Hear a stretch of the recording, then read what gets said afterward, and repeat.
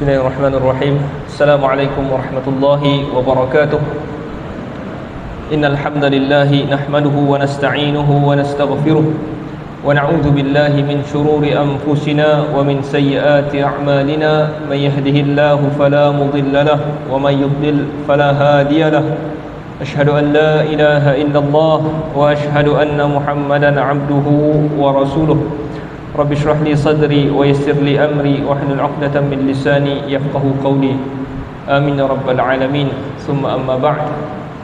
Saya mulakan tuan pengerusi, para imam, para pegawai masjid, ahli jawatan kuasa Masjid Tunku Jaafar, seterusnya para asatizah, tuan-tuan guru yang ada pada malam ni, hadirin hadirat yang dirahmati Allah Subhanahu wa taala. Apa khabar semua? Alhamdulillah, syukur alhamdulillah. Pertama-tama sekali kita sama-sama memperbanyakkan rasa syukur kita kepada Allah Subhanahu wa taala di atas limpah dan kurnianya yang dikurniakan kepada kita. Lebih-lebih lagi selepas pembentangan bajet 2023 ni. Tuan-tuan, syukur Allah Subhanahu wa taala bagi kita duduk di sebuah negara yang ada duit, ada duit, syukur. Banyak dah negara yang bankrupt sekarang. Jadi alhamdulillah Allah Taala kurniakan kita duduk di Malaysia ni. Tuan-tuan, kita kena hargai sebenarnya. Ada orang ni dia sikit-sikit apa yang menyampah kan dengan kerajaan dia. Kadang-kadang kita tak reti nak hargai sebab apa tuan-tuan. Sebab kita memang duduk sini yo. Kan? Contoh macam saya duduk 5 tahun di Mesir 5 tahun. Jadi kita rasa ya Allah bagusnya Malaysia. Macam itulah kan. Jadi kadang kita tak dapat nak hargai sebab mungkin kita berada di sini kan. Jadi orang-orang yang mungkin merantau banyak negara lagi mungkin lebih dia hargai. Syukur kepada Allah Subhanahu wa taala. Tuan-tuan, jadi apa tadi? Syukur juga kita ini berada kini pada bulan Rabiul Awal yang mana saya sebut dari itu khilaf di kalangan ulama bila sebenarnya Rasulullah sallallahu alaihi wasallam dilahirkan. Pendapat yang popular adalah pada bulan Rabiul Awal. Okey, popular bukan pasti, bukan popular. Maksudnya yang sampai di kalangan orang-orang Islam. Jadi hari ni tuan-tuan kita nak sambung lagi kitab kita, kitab yang kita belajar ni nama dia Hisnul Muslim. Tuan-tuan, kalau tuan-tuan cari buku ni di internet pun, Hisnul Muslim ni, cetakan ni, dia macam buku zikir je. Buku zikir nak baca apa. Kalau cari kat internet dalam RM5 je. Dah siap terjemahan kadang-kadang. Terjemahan dia ada bahasa Melayu, ada bahasa Inggeris kan? Kalau bahasa Melayu banyaknya orang terjemah nama dia Perisai Muslim, Hisnul Muslim, Perisai Muslim. Tapi kalau orang putih dia terjemah jadi The Fortress of Muslim. Fortress tu apa fortress tuan-tuan? Bahasa Inggeris fortress maknanya sebuah kubu. Kubu bagi orang Islam, fortress. Dan sebenarnya hisnu, perkataan dalam bahasa Arab ini memang maksud dia macam itulah, kubu. Cuma perkataan kubu ni dalam bahasa Arab ada, Arab kadang-kadang pakai qal'ah, kadang-kadang pakai hisnu. Qal'ah tu biasanya kubu yang kalau kita tengok dalam apa, mungkin ada di negara-negara barat tu, dia macam kubu yang atas bukit tu, dalam tu ada kota kan, orang hidup dalam tu. Yang tu macam kubu, yang tu dipanggil qal'ah. Hisnu ni dia macam lebih macam kawasan askar, benteng tapi untuk askar. Di dalamnya ada senjata. Jadi beza qal'ah tadi, dia tempat bertahan. Kalau orang serang dia, maknanya dia banyak bertahan. Jadi kubunya lebih tebal, dindingnya lebih tebal. Okey, tetapi kalau hisnu, dia bukan sekadar bertahan, tetapi dia juga ada senjata di dalam tu. Kalau panggil hisnu, dia ada senjata dan dia bertahan, dalam masa yang sama dia juga guna untuk menyerang. Lebih kepada camp, macam camp askar lah, camp askar. Hisnu. Jadi kitab ini dia ajar kita dalam masa bertahankan diri kita, nak lindung diri kita daripada apa-apa gangguan syaitan, nafsu kita, zikir-zikir yang kita amalkan ni dalam masa yang sama digunakan untuk kita lawan syaitan itu sendiri. Pertahan diri kita dan juga serang balik. Itu zikir-zikir yang kita belajar, yang Nabi SAW amalkan, dan Nabi SAW bagi tahu juga sebahagian daripada zikir ni apa kelebihan dia. Tuan-tuan, jadi kita hari tu yang terakhir, saya rasa ada satu zikir tak habis hari tu. Syarima ba'dah. Kita masih lagi di dalam zikir pagi dan petang, tuan-tuan. Zikir pagi dan petang. Sekejap, saya pun dah terlopeh dah ni. Okey, zikir pagi dan petang yang diamalkan oleh baginda Nabi SAW ada lebih kurang yang diriwayatkan di dalam kitab ni ada 24 zikir, dan kita sudah berada pada zikir yang ke-15. 15, zikir yang ke-15. Dan zikir hari itu yang terakhir kita baca hari itu adalah zikir asbahna wa asbahal mulku lillah rabbil alamin. Allahumma inni as'aluka khaira hadzal yawm fathahu wa nasrahu wa nurahu wa barakatahu wa hudahu wa a'udzubika min syarri ma fihi wa syarri ma ba'dah. Okey, jadi kita dah syarahkan asbahna wa asbahal mulku lillah, kami berpagi dan berpagi juga kerajaan Allah, Tuhan sekalian alam. Allahumma inni as'aluka, ya Allah, aku minta, sesungguhnya aku minta kepada Engkau kebaikan hari ini. Jadi ini kita baca setiap hari. Apabila kita berpagi, kita akan baca asbahna wa asbahal mulku lillah, dan kita lepas tu kita doa Allahumma inni as'aluka khaira hadzal yaum, ya Allah, aku minta kebaikan hari ini. Ada 5 benda yang Nabi sebut. Selepas Nabi sebut kebaikan hari ini, pertamanya adalah fathahu wa nasrahu wa nurahu wa hudahu wa barakatahu wa hudahu. Ada 5. Tapi kita dah syarahkan 4. Yang pertama fathahu, keberhasilan hari itu. Apa sahaja yang kita rancang hari itu, kita, ya Allah, aku minta kebaikan ya pada hari ini. Apa sahaja yang aku rancang, bagilah berhasil kepada aku. Itu fathahu. Yang kedua wa nasrahu, pertolongannya, pertolongan yang ada pada hari ini, iaitu bantu kita ini menghadapi orang yang tak suka dengan kita, sama ada dia memusuhi kita punya peribadi, diri kita dia musuh kita, ataupun dia memusuhi agama kita.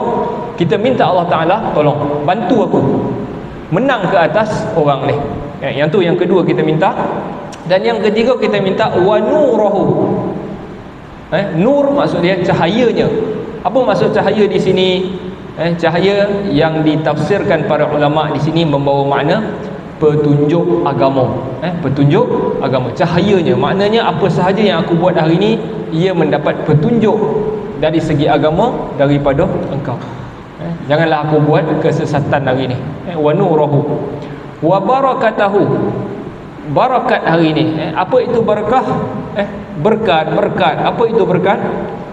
Banyak kebaikan. Berkat usaha engkau. Semoga Allah berkati umur kau, banyak kebaikan pada umur kau. Itu maksud berkat. Okey, kita sampai berkat hari itu. Wa barakatahu. Dan yang kelima wa hudahu, dan juga petunjuknya. Jadi kalau kita kata petunjuk ni tadi nur, cahaya pun kita maksudkan petunjuk, kan? Tapi nur itu macam petunjuk berkenaan agama ataupun akhirat kita. Dan petunjuk yang kelima ni boleh merujuk apa sahaja. Petunjuk sama ada dunia kita dan juga akhirat kita. Petunjuk. Jadi kalau contoh petunjuk di akhirat itu, contohnya petunjuk hari ini kita akan buat sesuatu yang lebih banyak faedahnya daripada kita. Mungkin ada 2 pilihan, nak buat ni ke nak buat ni. Lalu Allah Ta'ala kurniakan kita petunjuk, kita buat satu benda yang lebih banyak manfaatnya dari segi dunia kita ataupun akhirat kita. Itu yang kita minta. Okey, itu maksud wahudahu. Kadang-kadang ada orang dia sibuk buat suatu amalan, tapi amalan tu tak memberi sangat manfaat. Dia ataupun contoh dia sibuk solat sunat, kan? Elok solat sunat bagus, tapi dia tinggalkan solat jamaah contoh. Sedangkan solat jamaah lebih utama. tuan-tuan okey, jadi itu adalah salah satu kalau kita datang itu dan kita tahu ada kelebihan di situ, Allah Taala dah bagi kita petunjuk. Okey, itu yang kelima kebaikan daripada hari ini. Wa a'udzubika min syarri ma fih. Lepas tu Nabi sambung lagi, dan aku berlindung dengan engkau daripada kejahatan apa yang ada padanya.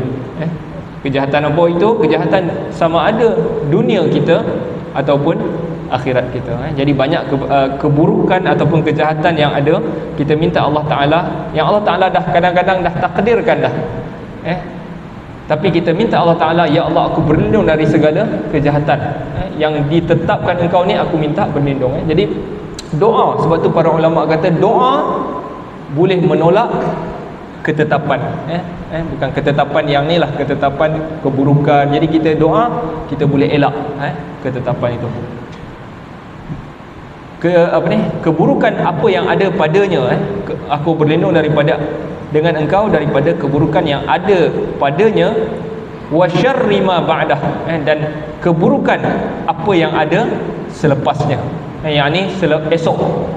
Selepas hari ini ada keburukan, ya Allah aku berlindung hari ini punya keburukan dan keburukan seterusnya, esok, lusa, minggu depan, bulan depan dan seterusnya. Yang itulah juga doa yang kita Nabi SAW riwayat untuk kita baca, tuan-tuan. Jadi kadang-kadang kita ni, kadang-kadang tuan-tuan dulu kerja office kot kan, kerja office pejabat ke kan, kadang-kadang tuan-tuan saya pun samalah, tapi saya mengajar, tapi dalam sama duduk pejabat jugalah. Kadang-kadang kalau kita datang kerja tu, ada hari kita rasa banyak hasil lagi tu, kita datang, kita dapat selesaikan banyak bondo kan. Ada hari lah kita datang macam tak ada apa yang kita dapat selesaikan. Jadi kalau orang yang tak selesai masalah itu kan, kadang-kadang ada bondo yang kita kena buat, jadi kita tangguh, kita tak buat, dia menyebabkan kita nanti, kita apabila datang bondo-bondo yang boleh kita tolong, kita tak boleh tolong sebab kita sibuk dengan bondo yang tak selesai-selesai ni.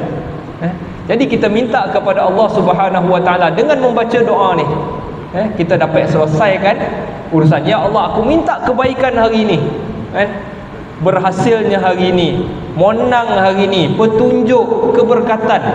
Kalau banyaklah hari yang kita boleh selesaikan masalah tu, selesailah, banyaklah bondo kita boleh bantu pula selepas daripada tu. Jadi tuan-tuan, kalau hari-hari kita macam hari yang orang panggil apa, hari yang berkualiti tu kan, jadi banyaklah kita, senanglah urusan kita, banyaklah pahala kita selepas daripada tu, sebab kita boleh bantu lagi orang lain. Siapa yang kerja yang bertangguh, tak siap-siap, yang tu yang akhirnya tak dapat buat apa-apa. Bila orang ajak ni tak dapat lah banyak kerja, sebab dia tak datang kerja, tak buat kerja tak selesai masalah. Bacalah pagi-pagi. Dan apabila petang juga Nabi SAW ajar, bacalah amsayna. Tukar je lafaz tu tadi, siapa yang ada kitab, asbahna wa asbahal mulku lillah. Tapi kalau bila petang, tukar je amsayna wa amsal mulku lillah. Apabila berpetang, kami berpetang dan berpetang juga kerajaan Allah. Tukar tu sahaja lafaz doa ataupun zikir yang doa yang ke-15 ni. Baik tuan-tuan, jadi habislah doa yang ke-15. Jadi kita nak masuk doa yang ke-16 yang diriwayatkan daripada Nabi SAW ataupun zikir lah. Yang ni tak ada doa sangat. Ke-16 ini adalah zikir. Okey. Zikir yang ke-16 ni tuan-tuan, ikut saya boleh tuan-tuan? Boleh apalah, perlahan pun tak apa. Asbahna ala fitratil Islam wa ala kalimatil ikhlas wa ala dini nabiyyina Muhammad sallallahu alaihi wasallam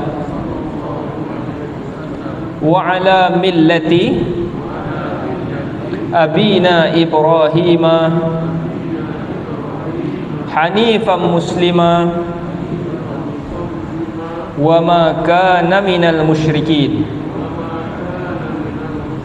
Okey, kita nak tengok diambil zikir ini daripada mana. Zikir ini diambil daripada hadis yang diriwayatkan oleh Al-Imam An-Nasa'i, Ad-Darimi, Ahmad, Ibn Sunni, At-Tabarani dan juga Al-Baihaqi. Okey, daripada siapa? Diambil riwayat ini daripada sahabi nama dia Abdurrahman bin Abza radhiyallahu anhu. Qala kana Rasulullah, dia berkata, dia riwayatkan, kana Rasulullah sallallahu alaihi wasallam idza asbaha qala, bahawa Rasulullah sallallahu alaihi wasallam apabila dia berpagi je, dia sebut ataupun dia baca asbahna ala fitratil Islam wa kalimatil ikhlas wa ala dini nabiyyina Muhammadin sallallahu alaihi wasallam wa ala millati abina Ibrahim hanifa wa ma kana minal musyrikin. Okey, yang ni zikir lah. Sebab ini macam tak ada doa kat sini, tapi zikir lah. Okey, jadi kita tengok makna dia sepintas lalu sebab bunyinya macam sama sahaja dengan zikir sebelum ni. Okey, asbahna ala fitratil Islam, kami berpagi ataupun kami masuk waktu pagi. Itu maksud dia asbahna ala fitratil Islam, di atas fitrah Islam. Okey, timbul persoalan, apa itu fitrah? Fitrah ini maksud asal dia adalah tabiat, tabiat asal. Nabi SAW sebut kullu mauludin yuladu 'alal fitrah. Setiap yang dilahirkan itu dilahirkan di atas fitrah. Yang ni yang dilahirkan adalah anak. Setiap anak yang dilahirkan di atas fitrah. Fa abawahu yuhawwidanihi au yumajjisanihi au yunassiranihi. Kedua ibu bapa dialah yang meyahudikan budak itu, atau memajusikan budak itu, atau menasranikan budak itu. Budak ini dia lahir tu atas fitrah, tabiat asal dia. Tabiat asal tabiat asal. Jadi Nabi tak sebut tabiat asal tu apa, tetapi kita faham semua yang dilahirkan itu dia memang sebenarnya ada satu fitrah mencari Allah, dan fitrah itulah yang dipanggil Islam.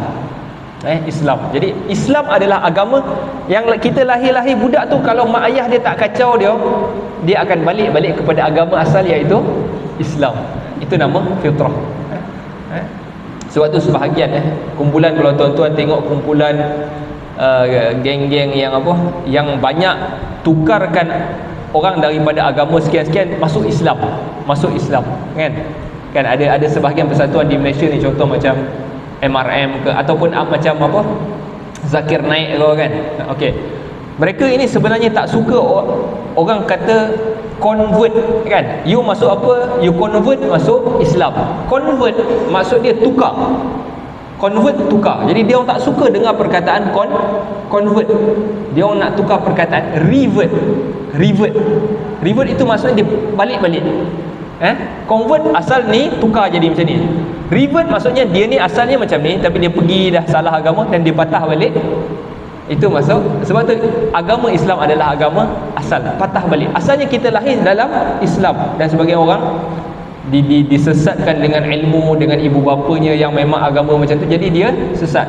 Jadi revert, patah balik masuk Islam. Sebab tu agama Nabi SAW sebut Islam itu agama fitrah. Fitrah. Okey, jadi fitrah adalah tabiat asal. Jadi Islam adalah tabiat asal semua manusia. Asbahna ala fitratil Islam, kami berpagi di atas fitrah Islam. Wa kalimatil ikhlas, dan di atas perkataan ikhlas.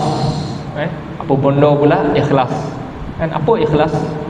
Apa sebenarnya? Surah Al-Ikhlas, kan? Baca surah tu qul huwallahu ahad. Mana ikhlas ni, kan? Sebab ikhlas yang kita faham tu lain. Saya ikhlas. Ikhlas tu sebenarnya maksud dia apa?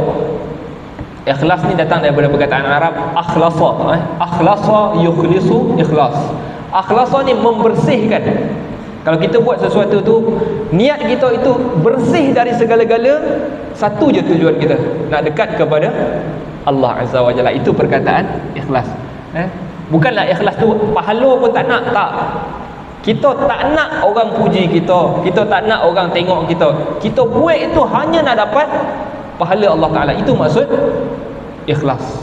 Membersihkan segala-galanya untuk hanya Allah. Itu baru dia cakap saya ikhlas, kan? Itu baru ikhlas. Saya tolong kau ni, ikhlas. Jangan bagi apa-apa, ikhlas sebab aku nak pahala, tak payah bagi duit dah.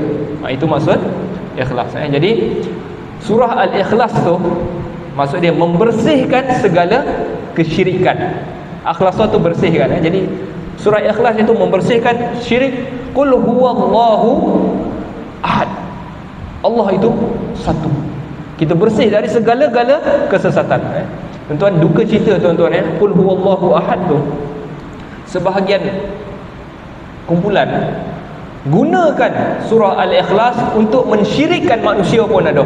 Walaupun surah itu jelas bersihkan tauhid kita, kepercayaan kita, itu adalah Allah yang satu, Allah tempat bergantung, tidak ada yang tidak melahirkan dan tidak dilahirkan, dan tidak menyekutukan, tidak ada yang sekufu dengan sengaja. Ayat tu clear, cerita tentang Allah Ta'ala. Tapi sebahagian kumpulan tuan-tuan, dia boleh tafsir Qul, katakanlah wahai Muhammad, huwallahu ahad, dialah Muhammad, Allah yang satu. Ini ada agama ni ada kat Malaysia tuan-tuan, iaitu mensyirikkan, bukan mensyirikkan, mentuhankan Nabi Muhammad. Dia nak ubah ayat tu sebab dia cuba kata huwa tu. Kalau kita tengok dalam bahasa Arab, qul, katakan qul. Qul itu kalau kita i'rab dia fi'il amar, dalam tu mabni, dan dalam tu ada dhamir anta iaitu Muhammad. Tetapi huwa balik kepada anta tu Muhammad. Jadi jelas-jelas bukan itu maksud surah tu. Dia cuba tafsir gunakan bahasa Arab, kan, untuk mensyirikkan Allah Subhanahu wa taala. Dialah Muhammad, Allah yang satu. Jadi macam kita kecewa sebab ikhlas maksud dia bersihkan akidah kita daripada kepercayaan yang ada yang setara dengan Allah Subhanahu wa taala. Wala hatta Nabi SAW, Nabi adalah abduhu wa rasuluhu, hamba dan pesuruhnya. Itu maksud surah Al-Ikhlas. Balik tadi, wa ala kalimatil ikhlas. Jadi ikhlas itu apa? Kalau kita tengok ta'rifan, sarafal amalu mutaqarriban bihi ila Allah wahdah, la riya'an wala sum'atan wala talaban lid dunya. Kita palingkan amalan kita itu hanya mengharapkan pahala daripada Allah Subhanahu wa taala, la riya'an, bukan nak tunjuk kepada orang, wala sum'atan, tak nak bagi orang bercakap-cakap pasal kita, dan juga bukanlah nak minta habuan dunia. Itu maksud ikhlas. Clear, bersih. Itu maksud. Okey, jadi bila kita kata wa ala kalimatil ikhlas, di atas perkataan yang membersihkan kita. Apa perkataan itu tuan-tuan? Apa perkataan yang membersihkan kita dan membezakan kita daripada segala-gala manusia dalam dunia ni? La ilaha illallah. La ilaha illallah. Itu perkataan. Kami berpagi di atas fitrah Islam. Dan juga kalimatil ikhlas, perkataan yang bersih, yang membersihkan, iaitu la ilaha illallah. Wa ala dini nabiyina, dan di atas agama nabi kami Muhammad sallallahu alaihi wasallam, dan di atas agama Nabi Muhammad sallallahu alaihi wasallam. Mempercayai Allah Taala ni tuan-tuan, banyak agama yang percaya Allah Taala, bukan banyaklah, adalah. Siapa? Islam. Kristian juga dia percaya Father God tu, kan. Sebab Kristian di Mesir, dia panggil Ortodok tu, Tuhan dia Allah. Dalam Bible dia tulis Allah. Dia pun percaya dengan Allah Ta'ala. Yahudi pun percaya dengan Allah. Apa yang membezakan kita dengan Kristian dengan Yahudi? Nabi Muhammad sallallahu alaihi wasallam. Kita terima Nabi Muhammad, dan dia orang tak terima Nabi Muhammad. Jadi sebab tu perkataan tu pun penting. Wa ala dini nabiyina Muhammad sallallahu alaihi wasallam, di atas agama nabi kami Muhammad sallallahu alaihi wasallam. Wa ala millati abina Ibrahim, dan di atas agama bapa kami Ibrahim. Atas tak? Okey, cumanya Ibrahim ni bapa kita ke tuan-tuan? Kalau orang Arab, orang Arab boleh jadi betul. Sebab Ibrahim, daripada Ibrahim keluar dua keturunan. Apa dia? Israel, Bani Israel, dan juga Arab. Arab daripada jalur Hajar. Ibrahim kahwin dengan Hajar, dapat Ismail, orang Arab. Belah-belah Arab lah, Hajar tu Arab. Ibrahim dengan Sarah Yahudi. Jadi dia Bani Israel. Dia keluar keturunan Israel. Jadi Arab, kalau dia kata di atas agama bapa kami Ibrahim, betul lah, boleh jadi betul. Tapi bukan semua Arab keturunan Nabi Ibrahim, tak. Arab dah ada dah, tapi keturunan tu boleh jadi bapa dia Ibrahim. Tapi kita orang Melayu tuan-tuan kan, belah Arab pun tak ada, belah Yahudi pun tak ada. Boleh kau panggil Nabi Ibrahim ini sebagai bapa kita? Boleh kan? Jadi Ibrahim ni boleh dirujuk sebagai bapa kita yang ketiga lah. Selepas daripada Nabi Adam. Nabi Adam adalah Abul Bashar, bapa segala manusia. Bapa yang kedua siapa? Nabi Nuh. Selepas banjir besar, tak ada dah manusia, melainkan yang ada itu daripada keturunan Nabi Nuh. Yang dibahagikan kalau kita belajar bahasa ni, bagaimana terhasilnya bahasa itu daripada Nuh. Itu ada anaknya nama Sam, Ham, daripada ni keluar keturunan-keturunan ni. Yang tu adalah bapa kita yang kedua. Dan bapa kita Ibrahim, kita boleh consider bapa kita yang ketiga lah. Daripada dia, dia yang menamakan orang-orang Islam. Wa sammakumul muslimina min qablu wa fi hadha. Ketika Ibrahim tu dia dah dipanggil umat dia sebagai Muslim. Jadi kita, Ibrahim juga boleh kita consider sebagai bapa kita, bapa kita yang ketiga. Okey. Lepas tu Ibrahim Hanifa. Hanif ni apa? Kita biasa baca kan? Ibrahim Hanifa. Bila baca ni? Tahiyat Ibrahim. Doa iftitah kan? Allahu akbar kabira walhamdulillahi katsira wa subhanallahi bukratan wa asila wajjahtu wajhiya lilladzi fataras samawati wal ard hanifan muslima kan? Apa bodoh hanifan ni? Okey, Hanif maksud dia adalah orang yang cenderung al-ma'il anil adyanil batilah, orang yang cenderung daripada maknanya dia tak suka agama yang batil. Katakanlah agama batil kat sini, dia akan condong ke tompek satu lagi. Itu maksud Hanif. Dia tak boleh sekali duduk dengan benda yang salah. Itu maksud Hanaf. Jadi orang yang tak boleh sekali dengan benda salah ni dipanggil Hanif. Salah, dia tak akan duduk sini, dia akan pergi lagi satu, dia akan lawan. Lawan bagi perkataan Hanaf adalah Janaf. Janaf ni dia cenderung benda salah. Yang tu Janaf. Hanaf orang yang tak nak benda yang salah. Okey, itu maksud Hanif. Okey, jadi kita mengikut bapa kita Ibrahim Hanifan.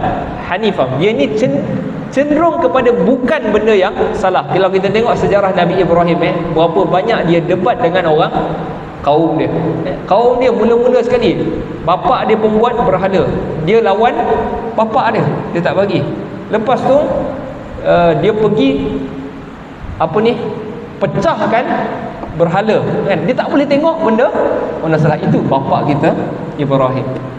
Lepas tu dia nampak orang sembah bulan, matahari, bintang. Lepas tu dia pergilah ini matahari. Lepas tu dia saja nak memperbodohkan orang-orang yang sembah matahari ni. Dia cakap, falamma afalat, apabila hilang, ini bukan Tuhan kan? Dia main-main dengan pok-pok yang sembah berhati. Takkan Tuhan ni kejap ada kejap hilang kan? Lepas tu tengok bulan pula tenggelam pula. Jadi dia sering lawan benda-benda yang batil. Itu maksud Hanif.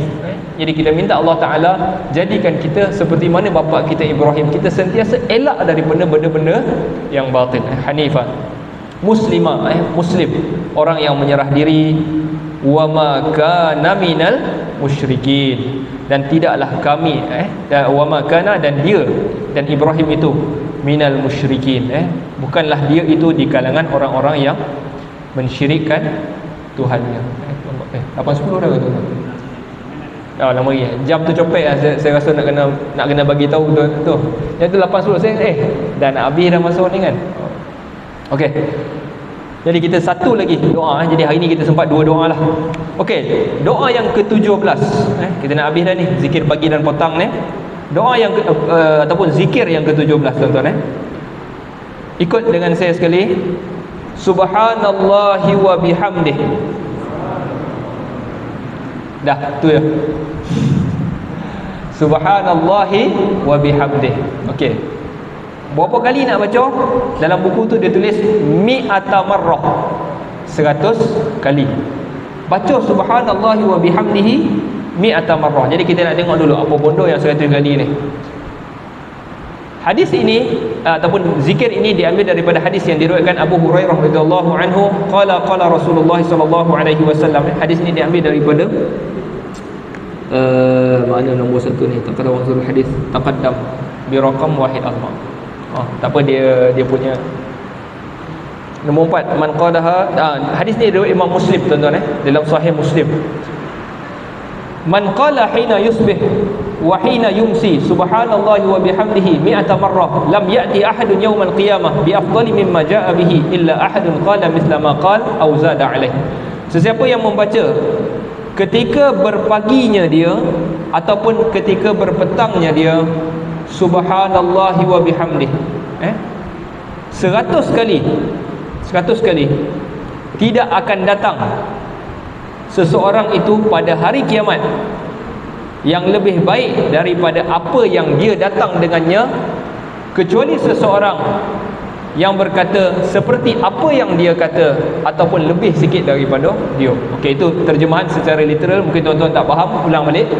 Siapa yang baca ketika dia berpagi atau dia berpetang 100 kali 100 kali, hari kiamat esok tak ada orang yang datang lebih baik daripada dia, kecuali kalau ada orang yang baca sama macam dia ataupun lebih sikit daripada dia.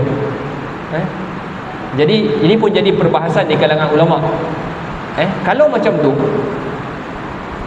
jadi sebelum daripada itu, jadi sebahagian di kalangan ulama seperti Ibn Abdul Bar, dia berhujah, dia kata ini menunjukkan zikir adalah sebaik-baik amalan. Zikir adalah sebaik-baik amalan. Sebab dia kalau dia baca, dia adalah orang yang terbaik datang pada hari kiamat. Kecuali ada orang baca lebih daripada dia. Dia baca 100, orang tu baca 105, lebih sikit daripada. Okey. Tapi di kalangan ulama juga faham hadis ni, yang baik itu dia adalah orang yang terbaik di kalangan orang-orang yang berzikir. Di kalangan ni kan kita ni macam-macam, kita masuk syurga ni dengan macam-macam. Ada yang masuk dengan puasa, ada yang masuk dengan berzikir, ada yang masuk dengan salat, ada yang masuk dengan baca Quran, ada yang masuk dengan mati syahid. Jadi di kalangan orang-orang zikir, dialah orang yang paling baik baca subhanallahi wa bihamdih. Dia adalah orang yang terbaik. Jadi khilaf lah di kalangan, tapi mungkin jadi macam mustahil pula orang yang mati syahid tiba-tiba datang kurang daripada orang yang baca 100 kali. Tapi ala kulli hal tuan-tuan, menunjukkan kita apa zikir yang ringkas ini subhanallahi wa bihamdih, pahalanya besar di sisi Allah Subhanahu Wa Taala. Jadi tuan-tuan, kadang-kadang sebab tu kita kena belajar hadis apa yang zikir Nabi baca. Sebahagian orang dia baca zikir, kadang-kadang zikir tu tidak lebih baik pun, kan? Contohlah zikir mufrad ni tuan-tuan, zikir nama Allah yang mufrad contoh saya bukan nak condemn ke apa, tak. Contoh macam zikir ya latif, ya latif, tak diriwayatkan Nabi baca, tak ada. Kalau kita baca banyak 1000, tapi zikirnya ni subhanallah wa bihamdih baca 100 kali, dan dia adalah orang yang terbaik tuan-tuan. Jadi sebab tu antara kelebihan kita perlu baca juga. Di samping kita amalkan zikir kita, orang yang berzikir, kita juga kena tahu apa yang diamalkan oleh Nabi sallallahu alaihi wasallam. Allah Taala alam tuan-tuan, saya rasa dah masuk dah kot dah masuk kan. Okey. Jadi nasallallahu taala yanfa'ana bima sami'na wa yaj'alana hudatan muhtadin. Sallallahu ala sayyidina Muhammad wa ala alihi wa sahbihi wasallam. Walhamdulillahi rabbil alamin.